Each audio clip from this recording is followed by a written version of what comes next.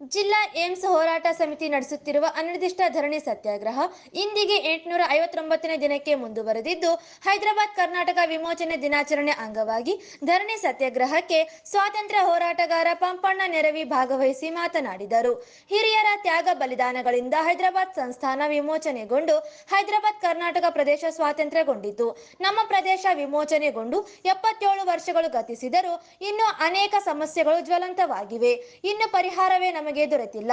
ಸುದೀರ್ಘವಾಗಿ ನಡೆಸುತ್ತಿರುವ ಏಮ್ಸ್ ಹೋರಾಟಕ್ಕೆ ರಾಜ್ಯ ಸರ್ಕಾರ ಸ್ಪಂದಿಸಿ ಈಗಾಗಲೇ ಕೇಂದ್ರ ಸರ್ಕಾರಕ್ಕೆ ಮುಖ್ಯಮಂತ್ರಿಗಳು ಶಿಫಾರಸು ಪತ್ರವನ್ನು ಕಳುಹಿಸಿರುತ್ತಾರೆ. ಈಗಲಾದರೂ ಕೇಂದ್ರ ಸರ್ಕಾರ ವಿಳಂಬ ಮಾಡದೆ ನಮ್ಮ ಈ ಸುದೀರ್ಘ ಹೋರಾಟಕ್ಕೆ ಸ್ಪಂದಿಸಲೇಬೇಕು ಮತ್ತು ಮುಖ್ಯಮಂತ್ರಿಗಳ ಶಿಫಾರಸು ಪತ್ರವನ್ನು ಪರಿಗಣಿಸಿ ಇಂದಿನ ಹೈದರಾಬಾದ್ ಕರ್ನಾಟಕ ವಿಮೋಚನಾ ದಿನಾಚರಣೆ ಐತಿಹಾಸಿಕ ದಿನದಂದು ಕೇಂದ್ರ ಸರ್ಕಾರ ರಾಯಚೂರಿಗೆ ಏಮ್ಸ್ ನೀಡುವುದಾಗಿ ಘೋಷಿಸಬೇಕೆಂದು ಆಗ್ರಹಿಸಿದರು. ಆದರೆ ಹೋರಾಟ ಎಂಬುದು ಗಾಂಧೀಜಿಯವರು ಅವರ ನೇತೃತ್ವ ವಹಿಸಿದ ನಂತರ ಹೊಸ ಒಂದು ರೂಪವನ್ನು, ಹೊಸ ಒಂದು ಶಕ್ತಿಯನ್ನು ಕೊಡಬೇಕು. ಹೀಗಾಗಿ ಅವರು ಮುಂದಾಗ್ತಿದ್ದಾರೆ.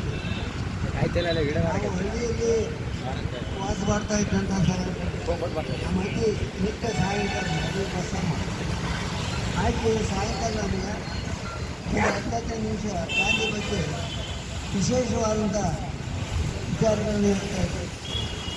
ಅವರೊಬ್ಬ ಅವತಾರ ಪುರುಷ, ಮನುಷ್ಯತ್ವದಿಂದಲೂ ಮೀರಿದಂಥ ಒಂದು ವ್ಯಕ್ತಿ ಇರ್ತಕ್ಕಂಥ ಒಬ್ಬ ಅವತಾರ ಪುರುಷ ಅಂತಕೊಂಡು ಹೇಳ್ತಾ ನಾನಿನ್ನ ಬಾಲಕನಾಗಿದ್ದರೂ ವಿದ್ಯಾರ್ಥಿಯಾಗಿದ್ದರೆ ನಮ್ಮ ಮನಸ್ಸಿನಲ್ಲಿ ಗಾಂಧಿಯವರ ಬಗ್ಗೆ. ಇಂದಿನ ಅನಿರ್ದಿಷ್ಟ ಧರಣಿ ಸತ್ಯಾಗ್ರಹದಲ್ಲಿ ಡಾಕ್ಟರ್ ಬಸವರಾಜ್ ಕಳಸ್, ಅಶೋಕ್ ಕುಮಾರ್ ಜೈನ್, ಜಾನ್ ವೆಸ್ಲಿ, ವೀರೇಶ್ ಬಾಬು, ವೀರಭದ್ರಯ್ಯ ಸ್ವಾಮಿ, ವೀರಭದ್ರಪ್ಪ ಅಂಬರ್ಪೇಟೆ, ವೆಂಕಟರೆಡ್ಡಿ ದಿನ್ನಿ, ಪರಶುರಾಮ್, ಕಾಮರಾಜು ಪಾಟೀಲ್, ಮಹೇಂದ್ರ ಸಿಂಗ್, ಶ್ರೀನಿವಾಸ್ ಆಚಾರ್ ಜೋಶಿ, ಮೊಹಮ್ಮದ್ ಇಸಾಕ್, ರಮೇಶ್ ರಾವ್ ಕಲ್ಲೂರ್ಕರ್, ಶೇಖರ್ ವಿದ್ಯಾಜ್ಯೋತಿ ಶಾಲೆ, ಆರಿಫ್ ಮಿಯಾ ನೆಲ್ಹಾಳ್, ಅಮರೇಗೌಡ ಪಾಟೀಲ್, ನಾಸಿರ್ ಹೊಸೂರು ಮುಂತಾದವರು ಭಾಗವಹಿಸಿದ್ದರು.